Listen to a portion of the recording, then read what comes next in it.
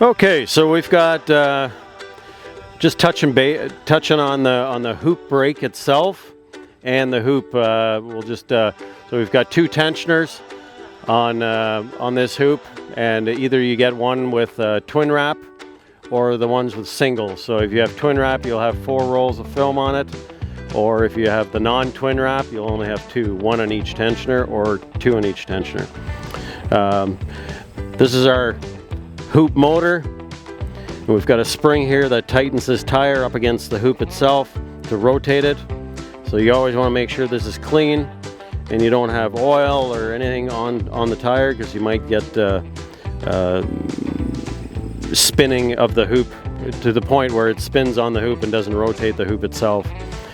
We have a sensor on the back side of this hoop motor, and it just it's counting the pulses per revolution of that hoop motor. And here we have our hoop brake. So every time we on the screen or on the keypad, if we activate hoop rotate, we supply oil to the hoop motor, and we supply oil to this cylinder. And this cylinder pulls down the hoop brake itself, and we have a die spring on the bottom side here.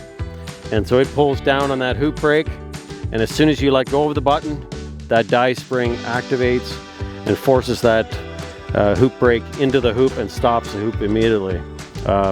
Just a reminder, if you really needed to pin out that hoop brake, you just grab a pin and you put it in here.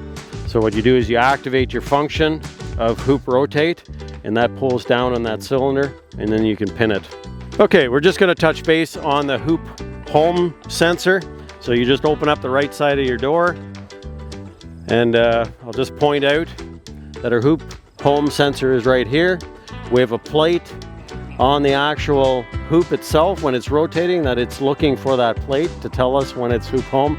So we have a plate very close to each of these tensioners. So hoop home could be either hoop home to that tensioner on the other side or to this one, but basically it needs to see this. So we have an eye here that is looking for this plate, and once that closes up, it tells me hoop home. So if your hoop isn't home, your machine's not going to work. So you need to make sure that your hoop is at home, and if you've got an issue getting it home, you're going to have to look at the actual part of the machine and find out why the hoop isn't rotating to home.